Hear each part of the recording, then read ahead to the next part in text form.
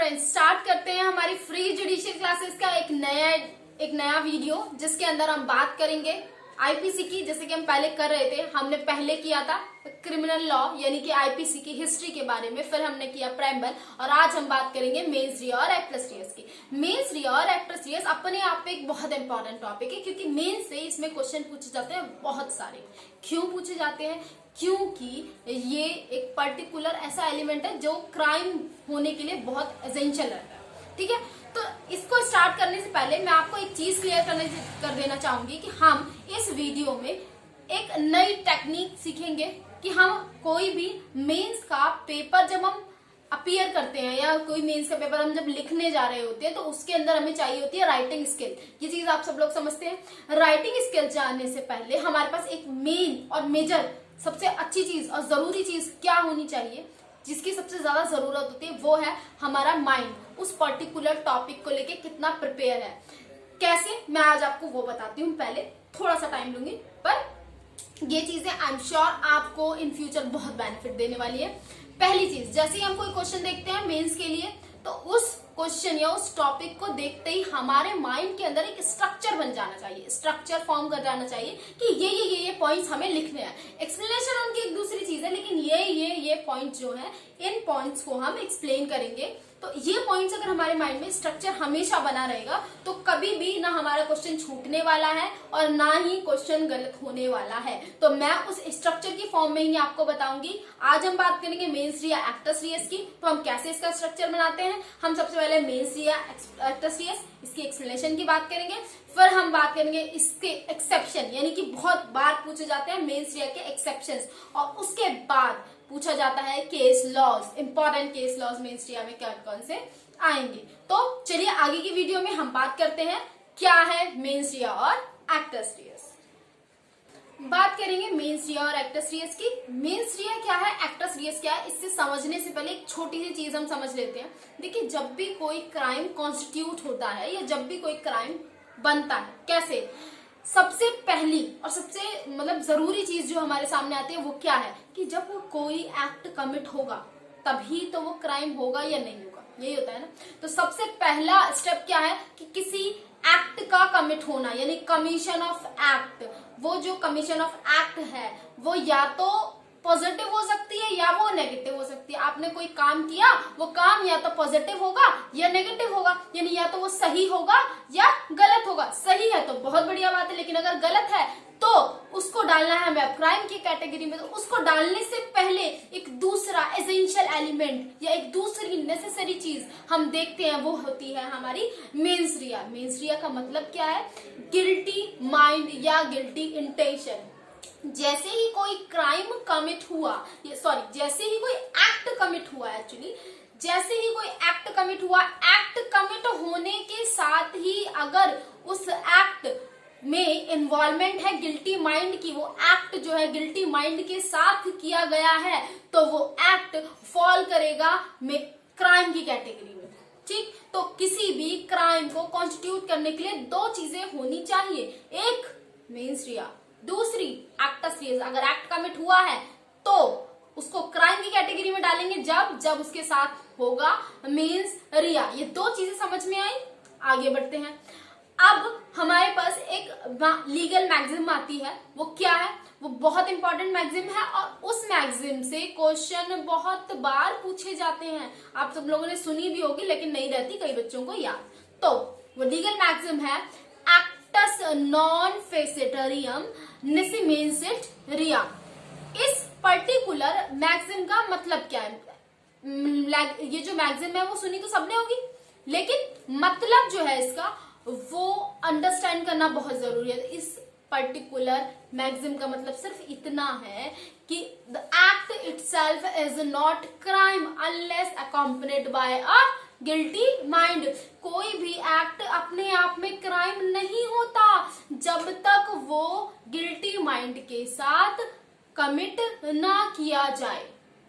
ठीक, जब तक वो दुराशय के साथ न कमिट किया जाए तब तक वो क्या नहीं होता, क्राइम नहीं होता। यानी क्राइम कमिट करने के लिए, क्राइम बनाने के लिए हमारे पास दो चीजों की जरूरत होनी है, एक किसी कार्य का होना और दूसरा उस कार्य का दुराशय के साथ होना, यानी कि एक्ट का commission with the guilty intention. तब हमारे पास बनता है मेंस रिया का कॉन्सेप्ट। अब मेंस रिया के कॉन्सेप्ट को, यानी एक्ट तो समझ में आया, लेकिन मेंस रिया को समझने के लिए कैसे प्रूव करेंगे मेंस रिया, गिल्टी इंटेंशन को? तो उसके लिए हमें जरूरत होती है तीन चीजों की। वो तीन चीजें क्या है? पहली चीज कि वो जो एक्ट काम किया गया है, वो जो एक्ट हुआ है, या तो वो फिजिकली डन होगा या वो फिजिकली डन नहीं होगा। ठीक है, कई बार क्या होता है कि मैंने खुद काम नहीं किया, मेरा गलत इंटेंशन था, लेकिन मैंने किसी और के थ्रू उस क्राइम को कमिट करवा दिया, तो कहीं ना कहीं उसकी लाइबल मैं भी हुई।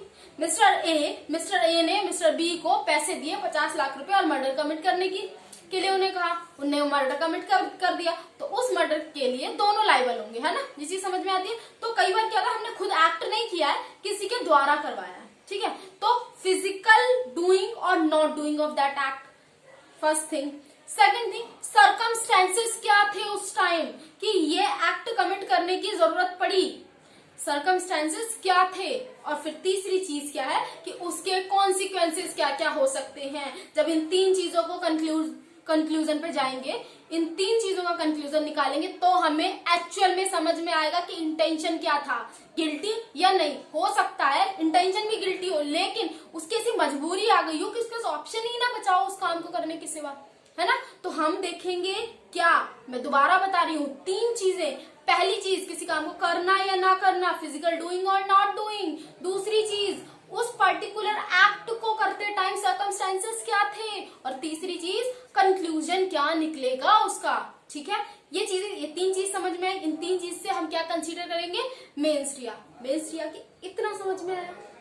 आगे की वीडियो में हम बात करेंगे एक्सेप्शन की, और एक्सेप्शंस किस तरीके से हमने स्ट्रक्चर फॉर्म में रखे हैं उनकी। ठीक है, तो चलते हैं आगे की वीडियो में। अब हम बात करेंगे एक्सेप्शन की, बात करेंगे exceptions of mains Riya. Exception of mains रिया का स्ट्रक्चर जो हमने फॉर्म किया है वो कुछ इस तरीके से है कि जब बात एक्सेप्शन की होती है तो कई बच्चों को पता होता है एक्सेप्शंस है, एक पता होता है, दो पता होता है, किसी को तीन पता होता है, लेकिन एक स्ट्रक्चर फॉर्म में नहीं है। स्ट्रक्चर फॉर्म में नहीं है तो दो मिस्टेक्स, पहली, हमें हेड्स नहीं याद रहते, दूसरी, हेड्स नहीं याद तो एक्सप्लेनेशन कैसे करेंगे? तो हम करेंगे इसे हेड फॉर्म में। कैसे? एक्सेप्शन जो है मैंने हेड फॉर्म में से डिवाइड किया है 5 पार्ट्स में। एक्सेप्शन जो है वो है 5 एक्सेप्शन। कौन कौन से 5 एक्सेप्शन?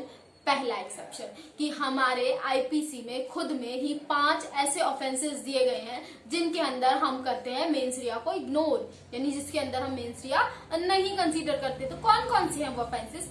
पहला, वेजिंग बार, दूसरा, सेडिएशन, तीसरा, किडनैपिंग, चौथा, एब्डक्शन, और पांचवा, काउंटरफीटिंग ऑफ कॉइन्स। ये 5 ऑफेंसेस ऐसे हैं जो आईपीसी खुद में कहती है जिसमें मेंस रिया कंसीडर नहीं होता। पहला हेड क्लियर हुआ, ठीक है। उसके बाद अगला हेड, अगले हेड में हम बात करेंगे ऐसे वो सारे स्टैट्यूट जो गवर्नमेंट बनाती है और जिनपे इम्पोज करती है स्ट्रिक्ट लाइबिलिटी, तो उनमें क्या होता है, उनमें भी हम मेंस रिया को नहीं देखते हैं। दूसरा हो गया। तीसरा, ऐसे सारे ऑफेंसेस जो बहुत पिटी नेचर के होते हैं। पिटी नेचर के मतलब जो छोटे छोटे ऑफेंसेस होते हैं, किसी ने 10 रुपए चुरा लिए, ठीक है, चोरी तो हुई ना, 10 रुपए भी चुराए, चोरी तो हुई ना, तो किसी ने 10 रुपए चुरा लिए, ये इस तरीके से किसी ने किसी को घूसा मार दिया, ऐसे ही, तो ये बहुत पिटी ऑफेंसेस होते हैं। तो इसके अंदर भी, यानी बहुत छोटे छोटे ऑफेंसेस होते हैं, तो इसके अंदर भी हम नहीं देखते हैं क्या, मेंस रिया, ठीक है। इसके अंदर भी हम इग्नोर करते हैं मेंस रिया को। 3 हो गए। चौथा, पब्लिक न्यूसेंस। जब बात आती है पब्लिक न्यूसेंस की तो बहुत बड़ी लाइबिलिटी पड़ती है स्टेट पर और साथ में स्टेट के सिटीजन्स के ऊपर भी, इसमें भी हम नहीं देखते हैं क्या, मेंस रिया। उसके बाद हम बात करेंगे वो सारे, हमारे पास देखिए 2 तरह की मिस्टेक्स होती है, एक मिस्टेक ऑफ लॉ, एक मिस्टेक ऑफ फैक्ट। तो मिस्टेक ऑफ फैक्ट तो अलग रखिए, पर मिस्टेक ऑफ लॉ, अगर लॉ को इग्नोर किया गया है और उसके बाद कोई एक्ट कमिट किया गया है तो उसमें भी हम नहीं देखेंगे क्या, उसका इंटेंशन, यानी कि मेंस रिया। तो 5 एक्सेप्शंस। एक्सप्लेनेशन इसकी आप कर सकते हैं, नहीं कर सकते हो प्लीज मुझे कमेंट बॉक्स में बताएं, मैं इसकी एक्सप्लेनेशन भी बताऊंगी, बट वीडियो को ज्यादा लंबा ना करते हुए मैं इनके हेड्स को ही डिस्कस कर रही हूँ। हेड्स, पहला हेड्स याद रखना बहुत जरूरी है। पहला हेड वो 5 ऑफेंसेस जो आईपीसी में खुद में दिए गए हैं। दूसरा हेड ये कहता है कि अगर स्टैट्यूट किसी पर्टिकुलर एक्ट पर, किसी पर्टिकुलर ऑफेंस पर स्ट्रिक्ट लायबिलिटी इंपोज करता है तो उसमें भी नहीं देखेंगे। तीसरा पिटी ऑफेंसेस, चौथा पब्लिक न्यूशन और पांचवा ignorance of law is no excuse. इतना समझ में आया? ये 5 हो गए उसके एक्सेप्शंस। अब बात करते हैं केस लॉस की। तो केस लॉस इसके अंदर है 4 केसेस जो बहुत है इंपॉर्टेंट। वैसे तो बहुत सारे केसेस है लेकिन ये 4 केसेस जो मैं बता रही हूँ वो है बहुत इंपॉर्टेंट, जो हमेशा आप लोगों के दिमाग में रहने चाहिए। तो पहला केस लॉ क्या है? तो पहला केस लॉ जैसे कि आप लोग जानते ही हैं, हमेशा ही आता है, स्टार्टिंग से हम पढ़ते हैं, R versus Prince, R versus Prince. दूसरा केस लॉ क्यून वर्सेस टेल्शल। तीसरा case law important case law है ये भी, नाथुरान वर्सेस स्टेट ऑफ एमपी। चौथा केस लॉ इंपॉर्टेंट है ये भी, state of Maharashtra versus MH George. मैं इन सारे केस लॉज को डिस्कशन या फिर इनको फैक्ट इनके डिस्कस करना चाहूंगी। इस वीडियो में तो नहीं कर पाऊंगी। अगर आपको जरूरत है इनकी फैक्ट्स की भी तो प्लीज कमेंट बॉक्स में मुझे बताएं, मैं इसकी फैक्ट भी डिस्कस करूंगी। और साथ में ही ये केस लॉ सिर्फ मेंस रिया के लिए इंपॉर्टेंट नहीं है, और भी बहुत सारे टॉपिक्स हैं जिनमें ये इंपॉर्टेंट है। तो आज की वीडियो एक बार छोटा सा रिवीजन मोड में जाते हुए, क्या है? पहला मेंस रिया। मेंस रिया को समझने से पहले क्राइम समझेंगे। क्राइम बनता है 2 चीजों से, पहली एक्टस रियस, दूसरी मेंस रिया यानी कि guilty intention. Guilty intention prove करने के लिए हम देखेंगे physical doing of that work और not physical doing of that work. उसके बाद हम देखेंगे कि क्या क्या उसके सर्कमस्टेंसेस रहे होंगे और कंक्लूजन क्या होगा। इतना समझ में आया? अब हम बात करेंगे किसकी? एक्सेप्शन की। तो एक्सेप्शन है हमारे पास 5। पहला जो 5 ऑफेंसेस खुद आईपीसी ने मना किए हुए हैं। दूसरा कोई भी ऐसा स्टैट्यूट जिसपे स्ट्रिक्ट लायबिलिटी इंपोज होती हो। तीसरा पिटी ऑफेंसेस। चौथा पब्लिक न्यूसेंस और पांचवा ignorance of law is no excuse. और उसके बाद इंपॉर्टेंट केसेस। ये हमारा एक स्ट्रक्चर बन गया। 2-3 बार इनको अगर आप रिवाइज करते हो तो ये स्ट्रक्चर हमेशा आपके माइंड में फॉर्म रहेगा। जैसे ही मेंस रिया का क्वेश्चन आता है, अब मैं बात कर रही हूँ मेंस के क्वेश्चन की, कि जैसे ही मेंस का क्वेश्चन आता है, कुछ नहीं आता आपको, कुछ नहीं प्रिपरेशन की, मान लो आपने कुछ नहीं पढ़ा आपने, ठीक, लेकिन फिर भी अगर ये वीडियो देखी है तो आपको समझ में आएगा कि हाँ ये इंपॉर्टेंट पॉइंट है, अब इनको करना है हमें एक्सप्लेन। ठीक है, तो आज की वीडियो में सिर्फ इतना ही। नेक्स्ट वीडियो में बात करेंगे हम अगली कंटिन्यूएशन ऑफ क्लासेस की। तो आज के लिए थैंक यू सो मच।